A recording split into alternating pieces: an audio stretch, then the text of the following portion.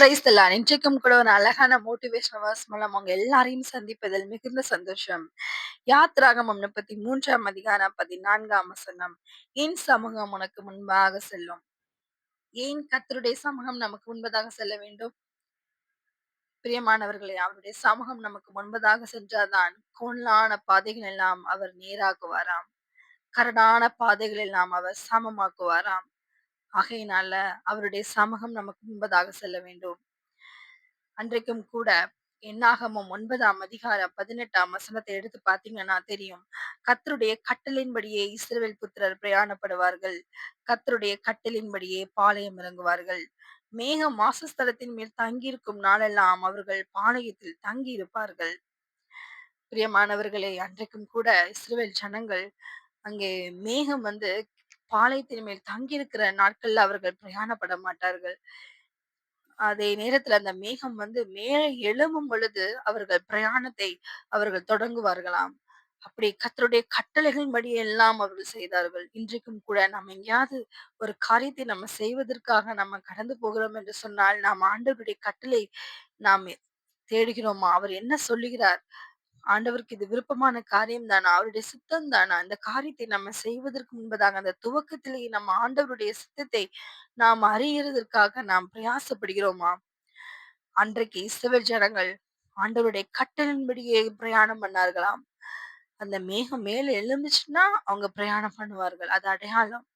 அந்த மேகம் எழும்பலைன்னா அவங்க பிரயாணம் பண்ண மாட்டார்கள். பிரியமானவர்களை, ஏன் என்று சொன்னால் கர்த்தருடைய சமூகம் முன்பதாக செல்வது மிக முக்கியம். பாருங்களேன், ஏன் முக்கியம்? யாத்திராகமம் 33ஆம் அதிகாரம் 16ஆம் வசனம். எனக்கும் உமது ஜனங்களுக்கும் உம்முடைய கண்களிலே கிருபை கிடைத்தது என்பது எதினால் அறியப்படும்? நீர் எங்களோட வருவதினால் அல்லவா? இப்படியே பூமியின் மேலுள்ள ஜனங்கள் எல்லாரிலும் நானும் உம்முடைய ஜனங்களும் விசேஷித்தவர்கள் என்று விளங்கும் என்றான். இங்க என்ன நடக்குது அப்படின்னு பாத்தீங்கன்னா, அன்றைக்கும் கூட மோசே தீர்க்கதரிசி சீனாய் மலையிலே தேவனோடு பேசிக்கொண்டு இருந்திருக்கும் பொழுது அவரால சீக்கிரமா கீழே இறங்கி வந்திருக்க மாட்டார். கொஞ்சம் தாமதமாகும். அந்த நேரத்துல ஜனங்கள் எல்லாரும் முறுமுறுக்கிறார்கள். மோசேக்கு என்ன ஆனதோ, அவருக்கு என்ன சம்பவித்ததோ எங்களுக்கு தெரியாது. ஆகையினால எங்களுக்கு ஒரு கன்றுக்குட்டியை செய்து தாரும், எங்களுக்கு ஒரு சிலையை உண்டாக்கி தாரும் என்று சொல்லி ஆரோனிடம் அவர்கள் முறுமுறுத்து காரியங்களை பண்ணும் பொழுது தேவனுக்கு பிரியமில்லாத காரியங்களை அங்க செஞ்சுட்டாங்க. அப்பொழுது தேவன் மிகவும் மன வருத்தப்படுகிறார். என் ஜனங்கள் இப்படியாக தங்களை கெடுத்துக் கொண்டிருக்கிறார்கள், நீ போ அப்படின்னு சொல்லி ஆண்டவர் மோசேயை அனுப்புகிறார். பின்புதான் தேவன் சொல்லுகிறார் மோசேயினிடத்துல, இனிமே நான் உங்களுக்கு முன்பதாக வர மாட்டேன்.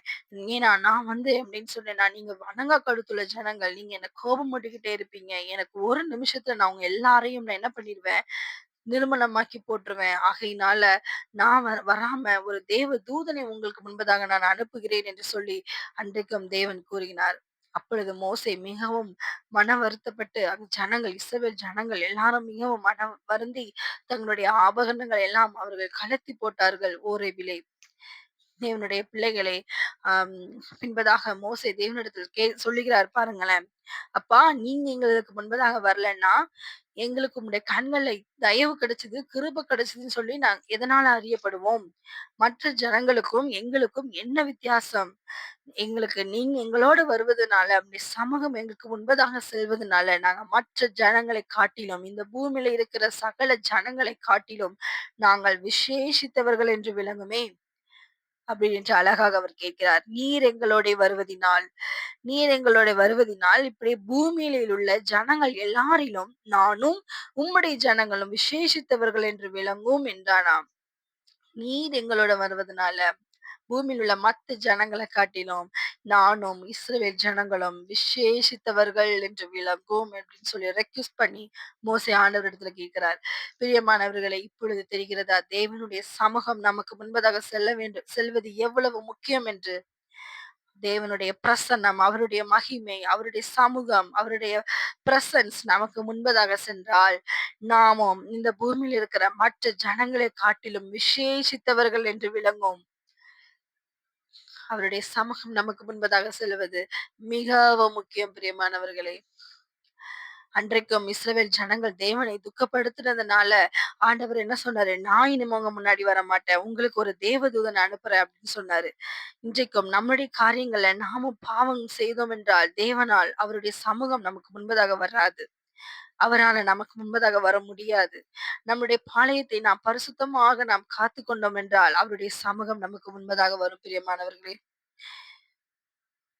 ஒரு நாட்டின் மேல ஒரு எதிர் நாட்டுக்காரங்க போருக்காக வர்றாங்கன்னு சொன்னீங்க பார்த்தீங்கன்னா, அந்த நாட்டினுடைய அனைத்து போர் வீரர்களும் அந்த தேசத்தை சுற்றி எல்லையிலே நின்று அந்த தேசத்தை பாதுகாப்பார்கள் அல்லவா? அதே போல தான் தேவ சமூகம் நமக்கு முன்பதாக இருப்பதுனால சத்துருவின் கோட்டை, சத்துரு நம்மள ஜெயிக்க முடியாதுங்க. தேவன் நமக்காக யுத்தம் செய்வார் பாருங்களேன். அவர் பறந்து காக்கும் பட்சியைப் போல நம்மை காக்கிறவரா இருக்கிறார். ஆகையினால தேவனை துக்கப்படுத்தாதீங்க. துக்கப்படுத்துகிற காரியம் எதுவா இருந்தாலும் அதை எடுத்து போட்டுருங்க.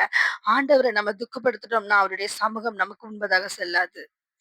இன்றைக்கும் அவருடைய சமூகம் நமக்கு முன்பதாக செல்லுவது ஏன்? எதற்காக? அது எவ்வளவு முக்கியம் என்று நம்ம பார்த்தோம் இல்லையா? நம்ம அந்த பூமியில உள்ள மத்த ஜனங்களை காட்டிலும் விசேஷித்தவர்கள் என்று விளங்குவதற்காக அவருடைய சமூகம் நமக்கு முன்பதாக செல்ல வேண்டும்.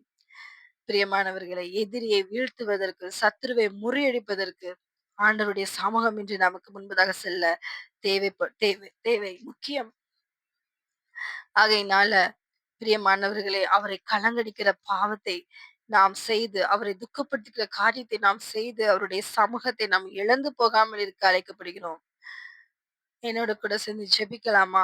அன்பின் தகப்பனே, ஏசப்பா, எங்களோடு பேசின நல்ல வார்த்தைக்காக நன்றி. என் சமூகம் உனக்கு முன்பதாக செல்லும் என்று சொன்னீரே அப்பா.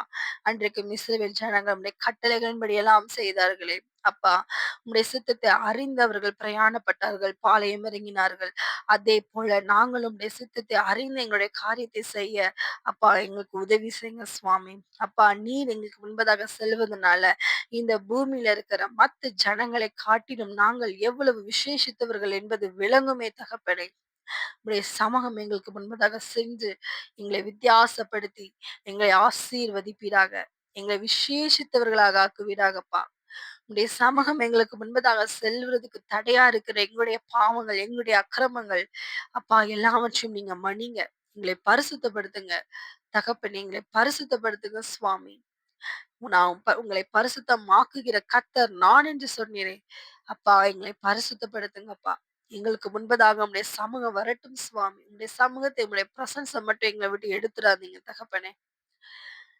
மீட்பர் இயேசுவின் மூலம் ஜெபம் கேளும் ஜீவனுள்ள நல்ல பிதாவே. ஆமென். பிரியமானவர்களே, தேவனுடைய சமூகத்தை மாத்திரம் நம்ம விலகி போயிடக்கூடாது. அவர் எப்பொழுதும் நம்ம கூட தான் இருக்கிறார். அவருடைய சமூகம் நமக்குள்ளாக இருப்பதற்கு நாம் பரிசுத்தமா இருக்க வேண்டும். அவருடைய கிருபையை நாம் பெற்றிருக்க வேண்டும். இன்னும் ஒரு அழகான மோட்டிவேஷனல் வேர்ஸ் மூலமா உங்க எல்லாரையும் நான் மீண்டும் சந்திக்கிறேன். இந்த வார்த்தைகள் எல்லாம் உங்களுக்கு பிரயோஜனமா இருந்துச்சுன்னா, உங்களுடைய நண்பர்களுக்கும், உங்களுடைய ஃபேமிலி மெம்பர்ஸ்க்கும் நீங்க இதெல்லாம் ஷேர் பண்ணுங்க. ஆண்டவருடைய வார்த்தை மகிமைப்படட்டும். தேவன் பெருகவும், நாம் சிறுகவும் வேண்டும். Thank you. God bless you.